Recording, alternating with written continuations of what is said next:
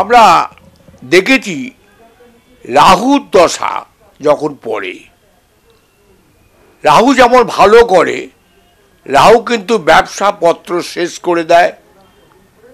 বিবাহিত জীবনে এমন সংকেত আসে স্বামী স্ত্রীর মধ্যে বঞ্চনা হয়ে হয়তো ডিভোর্সের দিকে যায়, বা ডিভোর্স যদি না হয় স্বামী স্ত্রীর মধ্যে খুব দারুণ অশান্তির মধ্যে দিয়ে যায়।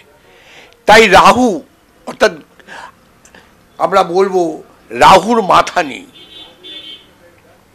সেই জন্য আমি বলবো রাহুকে নিয়ে যখনই তোমরা কিছু করবে, রাহুর পুজো আচ্ছা করলে, বাড়িতে ব্রাহ্মণকে দিয়ে রাহুর পুজো করলে অনেকটা ভালো স্থান পাবে।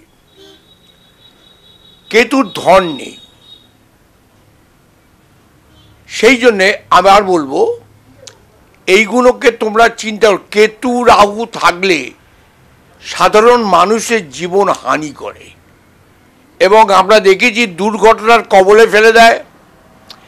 এই রাহু একটা মানুষকে, ধনী ব্যক্তিকে রাস্তায় নামিয়ে দেয়।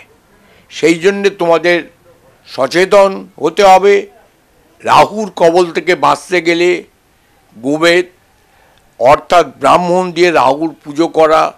রাহু কিন্তু যখন ঢোকে তখন শেষ না করে যাবে না। সেই জন্যে আবার আমি তোমাদের বলি, রাহুর পুজো আচ্ছা করো, গোমেদ পড়ো, তাতে অনেকটা ভালো হবে।